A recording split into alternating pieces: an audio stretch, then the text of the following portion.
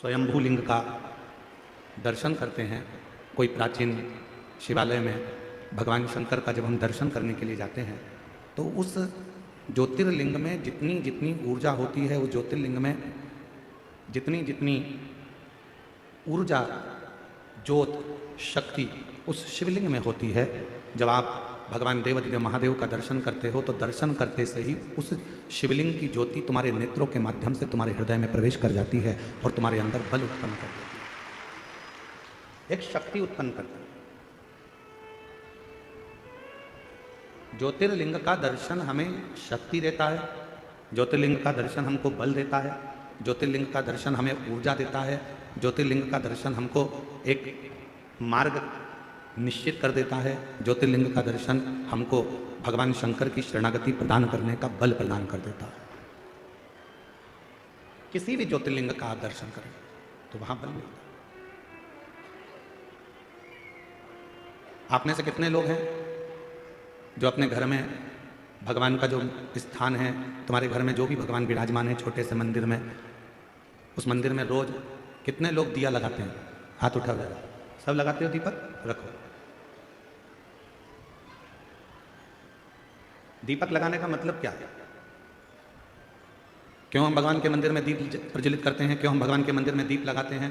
उसका कारण केवल एक होता है कि तेरी ज्योति और मुझ में जो तूने ज्योति दी है वो दोनों ज्योति का मिलन तेरे सम्मुख में हो जाए। जब मैं ये ज्योति प्रकट करूं तो हे मेरे भोलेनाथ, हे मेरी माँ जगत जननी दुर्गा भवानी, हे मेरे कृष्ण कन्हैया, हे मेरे राम, हे मेरे बुढ़ादेव, ऐसी कृपा करना कि तुम्हारे भीतर की जो ज्योति है इस मेरी आत्म ज्योति का कल्याण करे और मुझे संसार से आनंद कराकर मुक्त करे।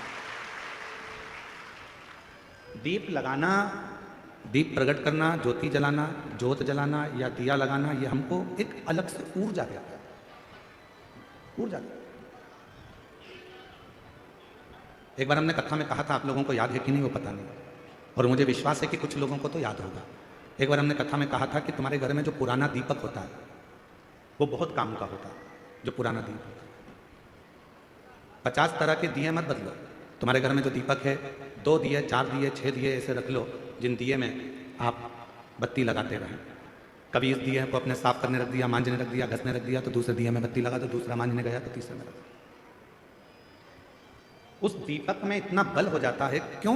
क्योंकि वो भगवान के सामने रोज प्रज्वलित होता है, रोज वो दीपक में बाती जलती है, रोज वो दीप लगता है, तो उस दीपक में इतना बल आ जाता है कि तुम्हारी जिंदगी के आधे दुख तो वो दीपक ही हर लेता है, वो दीप की ज्योति ही समाप्त करती है। वो दीपक में इतना बल आ जाता है। हमने कई बार अपनी कथाओं में भी कहा, कोई दीपक अगर भगवान को आप रोज लगा रहे हो, रोज लगा रहे हो, रोज लगा रहे हो, तुम्हारे घर में कोई बहुत बीमार भी व्यक्ति है और दीपक आप उसको मांझने में लेकर जा रहे हो, तो उसको एक अच्छे पानी में थोड़ा सा डाल दो, उसका पानी अलग रख लो, फिर भले आप दीपक को मांझो, मना नहीं है, साफ करो, मना नहीं है। और जो वो पानी है, उस पानी को जब वो बीमार व्यक्ति स्नान करे तो उसकी बाल्टी में उस पानी को डाल दो, जिससे उस पानी से जब स्नान करेगा तो उसका आधे से ज़्यादा रोग तो उसी समय समाप्त हो। डॉक्टर को इलाज करवाओ, डॉक्टर को दिखाओ, क्योंकि डॉक्टर शिव का एक रूप रहता है। हॉस्पिटल जाओ, डॉक्टर शंकर का एक रूप है, उसको दिखाओ, मना नहीं, पर साथ में उस दीप में इतना बल हो जाता है। यहां तक हमारा सनातन धर्म कहता है कि जिस आसन पर बैठकर आप और हम लोग भजन करते हैं अपने घर के अंदर, आपने देखा होगा एक आसन लगाती है माताएं, जप करती है, पाठ करती है, आराधना करती है, साधना करती है, उस आसन में भी उतना बल आ जाता है, उस आसन में भी उतनी शक्ति आ जाती है। हम जिस माला से जप करते हैं, आप जिस माला से जप करती है, उस माला में भी शक्ति आ जाती है।